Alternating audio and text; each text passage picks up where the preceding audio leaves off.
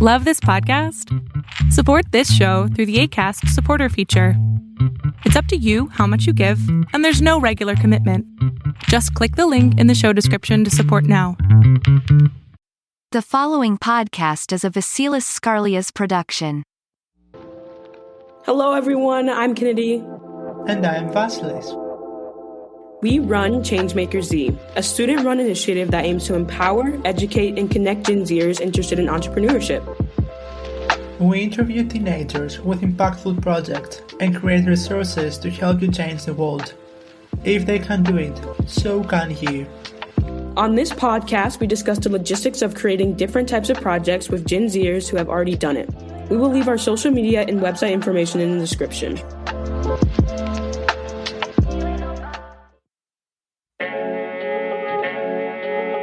Big steppin', big reppin'.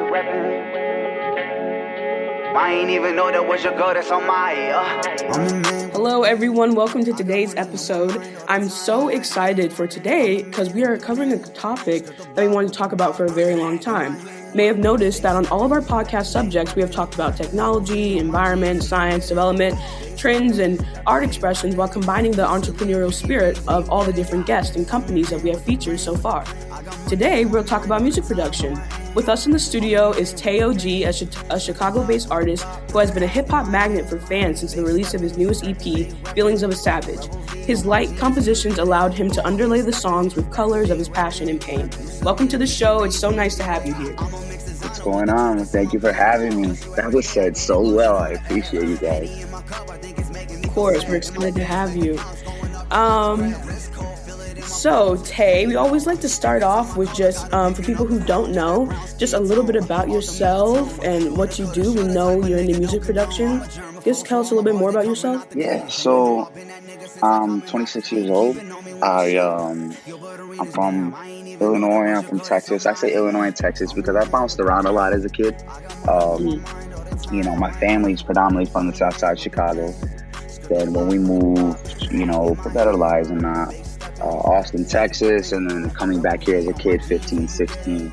South side, west side, you know, the city of Chicago is super big. So, you know, there's always different aspects. You know, the north side is a lot different from the south side, east side, west side. So that's predominantly, you know, and I love music. I started music maybe about 3 years ago as well. So. Oh, wow. So it's kind of relatively new. Let's just tell people, what kind of music do you do, first off? Man, to be honest, my team asks me that all the time. What kind of music? Really? Man, yes, That's because a good question. For me, it's just I fall in love with the melodic sense of music. Growing as an artist, I feel that, you know, you always just have to adapt. You know, adapt. And I just feel like I want us to do more than just spitting bars. I want us to do more than just reading off of my phone. So, you know, I came up with a lot of, I hear other rappers, you know, you hear other music and you think to yourself, oh, I can do something like that. I can do something like that. You draw inspiration from your favorite artists. And, you know, that's why I really just fell in love with making melodic music. So, I don't know, it could go anywhere from hip hop to alternative, that's what they call it, alternative to a pop, you know, with a melodic sense. We're gonna get a pop ballad sometime soon? Yeah. I mean, you never know. It just depends. It depends how I feel, you know. I wake up the next day, I might feel like a little bit more pop. I might feel like a little bit more alternative, but I keep it hip hop, you know. So it's just really, I always try to make something for everybody, no matter what the instance is, you know. Yeah, I love that because, I don't know about you guys, but I love rap or whatever, but I'm getting tired of all the people with littles in front of their name. It's just, you hear the same thing over and over again. Kind of getting tired of it, same flow, like, okay. Yeah, change it up a little bit. Yeah, I think that the dimension of every artist has his unique sound, and I think that that's the best answer to the question. And I love that we touched this. And I am assuming that your name, TayOG, is your artist name. Would you like to say what's the story behind it?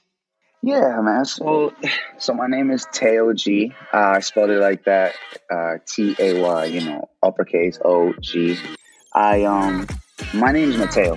Mateo. And growing up, my mom calls me Teo. My family calls me Teo. People call me Tay. And really, it's just, Tayo. And then my last name happens to be G. So TayOG kind of just fit into my rap name how I wanted to make it. You know what I mean? Yeah, a lot of people who just meet me or a little nickname, they call me Teo. So just stuck the G on it, and I thought I was doing something, making it cool how to write it. No, it is though. It's a nice. It is. I like it a lot. It's short, and that's very helpful for marketing, and also very easy to pronounce it.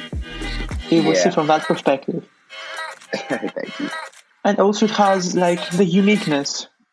Like it's coming from how your friends were calling you, your last name, and it makes it unique.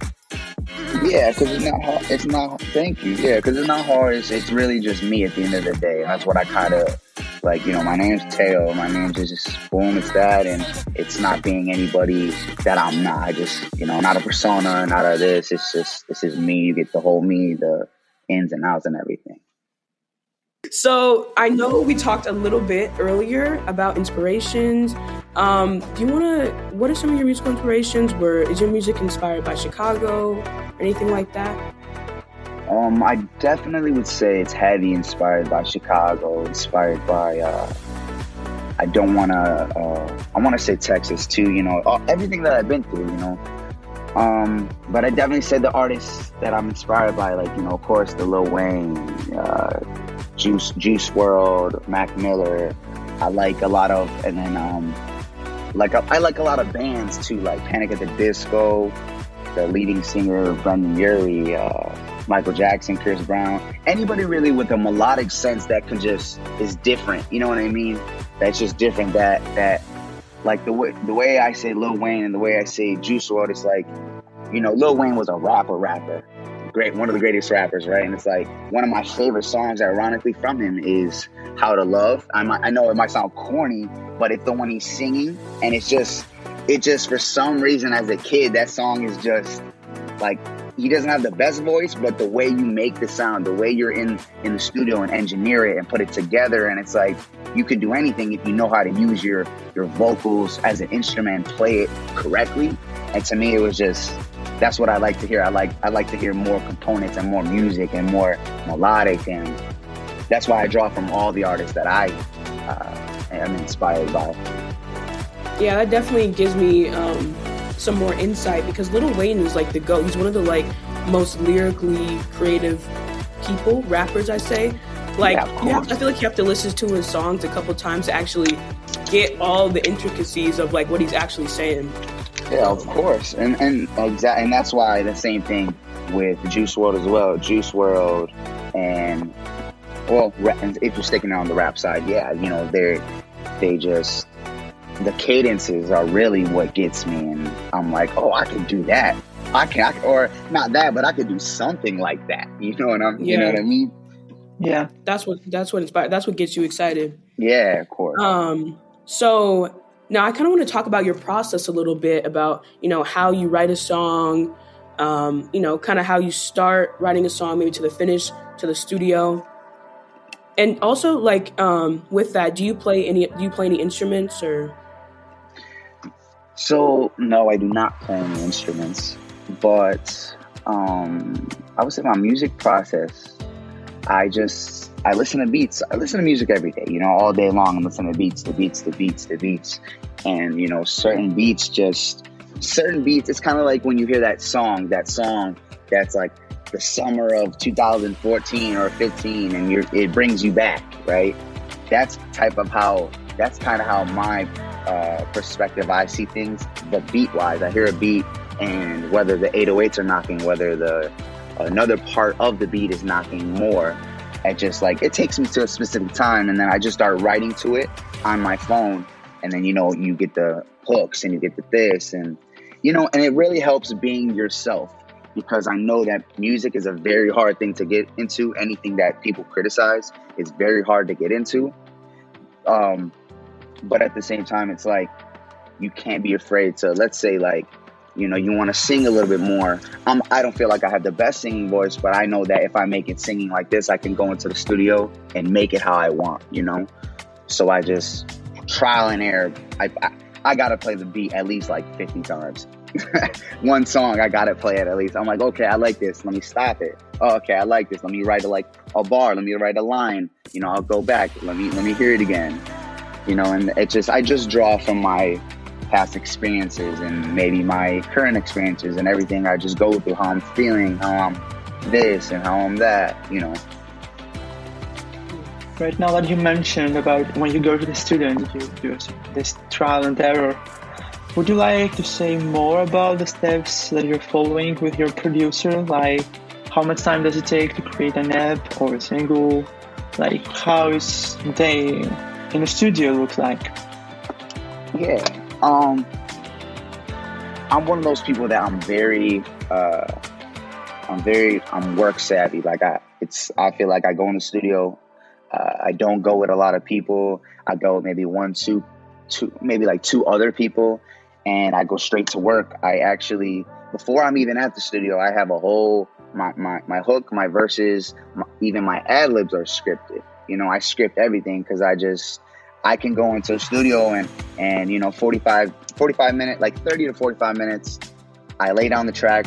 As I'm laying down the track, my engineer Chanel, she'll just boom, boom, boom. She'll mix it as I'm recording. And so maybe like 40 minutes, and I get out 5 to 10 more minutes, she's mixing, and then we go on to the next track. Okay. That's crazy. I know it's not the same at all, but like, I do musical theater. Sometimes I have to film a self-tape, and sometimes those self-tapes can take hours. So I like 45 minutes, that's like very, very good to get a song out and recorded and vocals. See, but if think about it like this, if, like you said, you're in theater, right?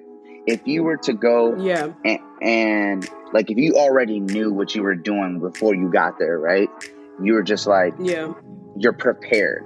And I just feel like I'm not one of those person who makes music that is going to go into the booth and freestyle everything, because I won't. I'm not going to freestyle everything, because I feel like I can say better things. I can say more meaningful things if I take my time and I write down, and I can reach more people rather than just saying anything.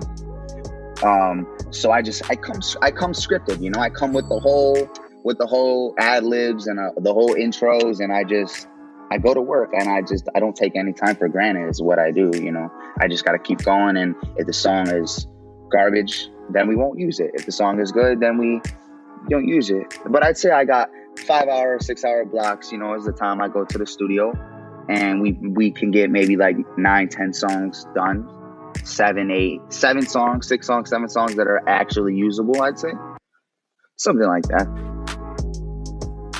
That's really interesting. And I kind of want to ask you, so who's on your team? Like, is it you know, you write all the music, you have help writing the music, and you said you always have an engineer. Yeah, I mean, just me and my engineer. I just find beats that I like off of like either YouTube, or I got a lot of people who send me beats into my emails, and you know, I just go, I get to writing sometimes, and I'll have like 5, 6, 7 beats.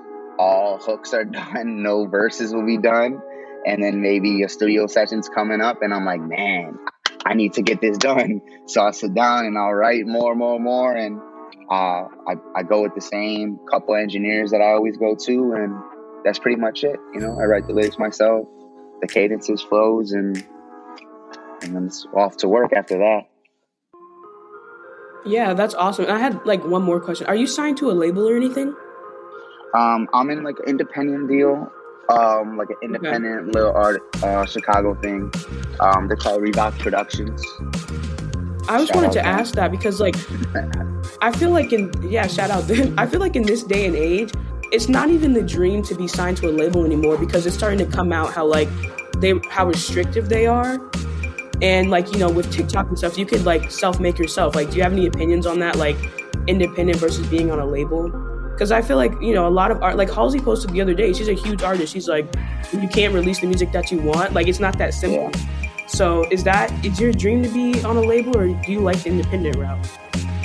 You know, me personally, like, I feel like I wouldn't talk about other people's situations, because, you know, everybody's contracts could be different. Yeah.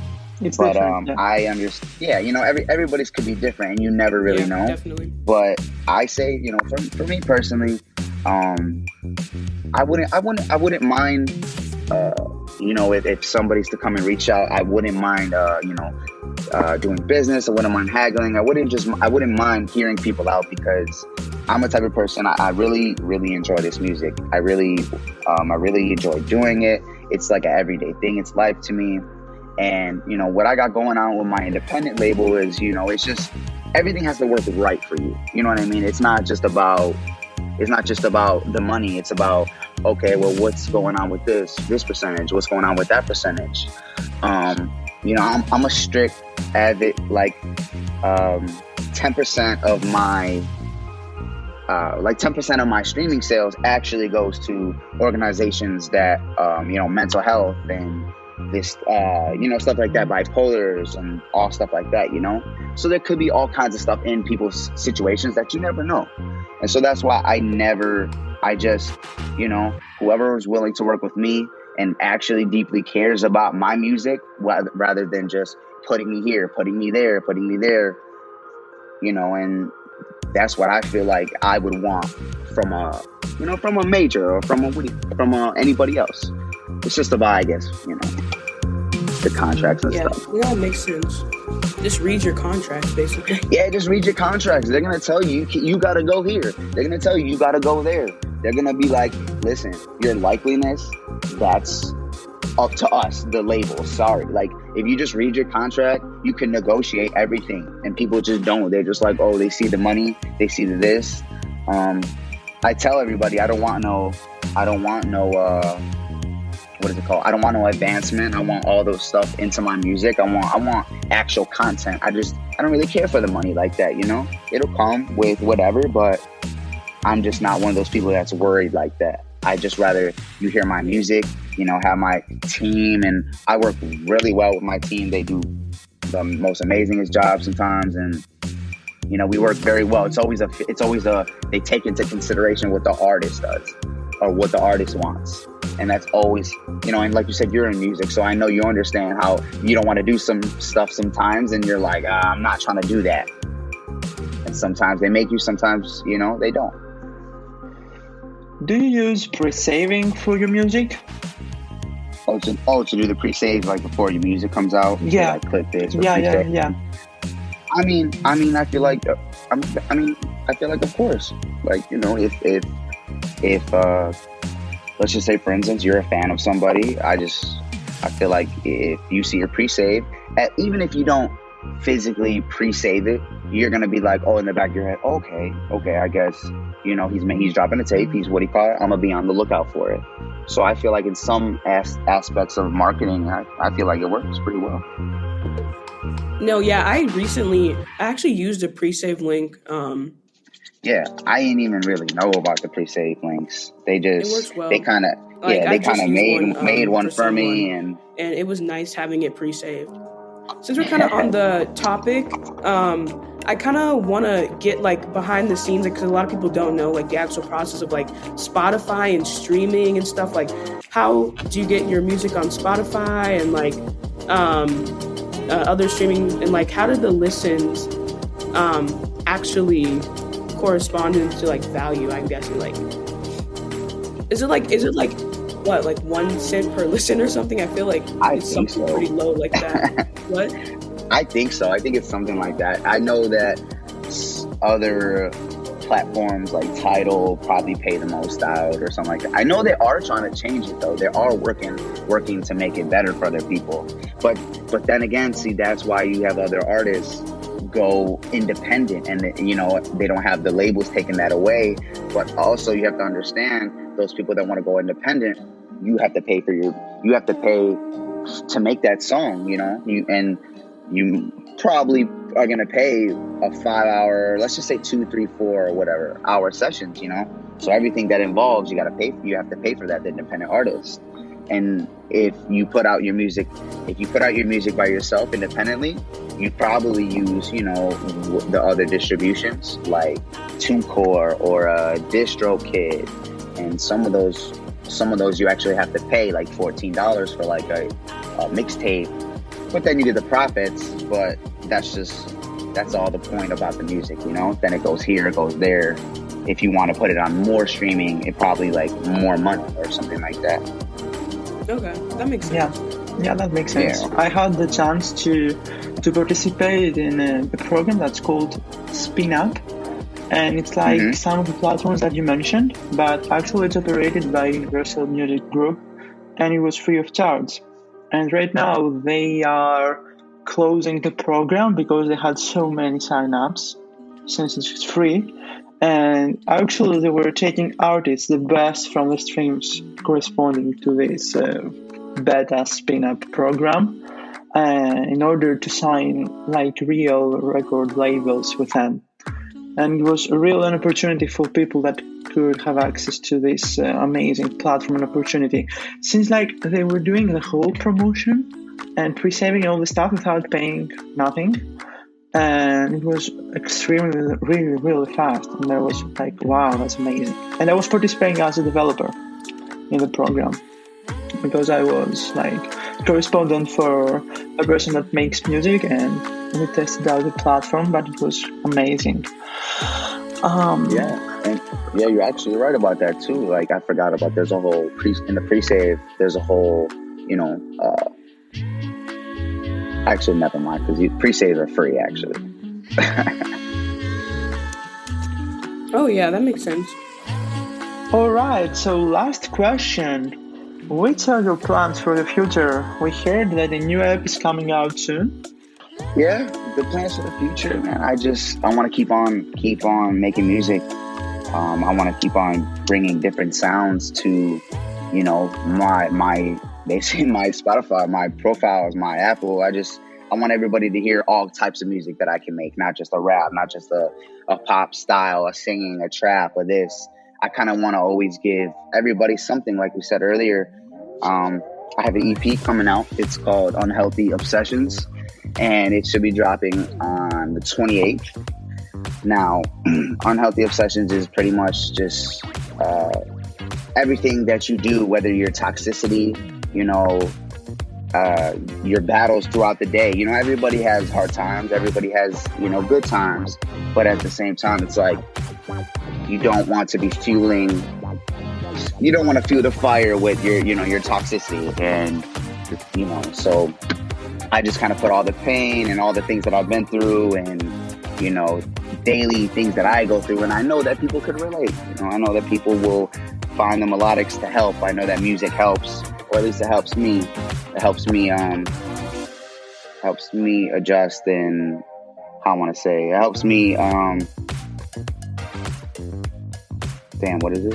Oh, relate. It helps me relate. It helps me relate to different artists, and helps me okay, he went through that. Okay, I understand that. I can make a song like this, or I can adjust a couple lyrics to like that. So, I'm hoping for this tape, there's a couple of songs that even you guys will like. A couple of people might like this track or that track. And, I hope to just keep on going forward and keep on making more music.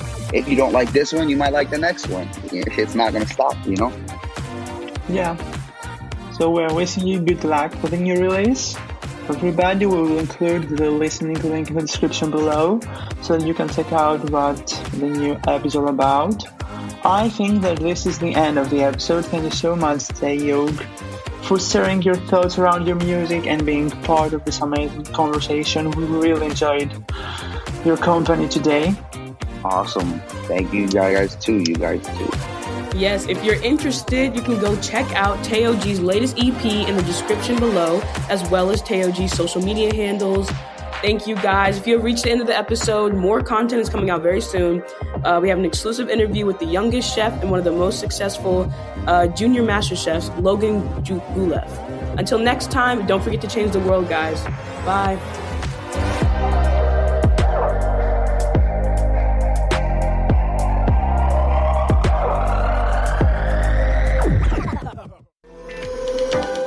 Thank thank you guys for listening. We hope you enjoyed our conversation. We had such a great time.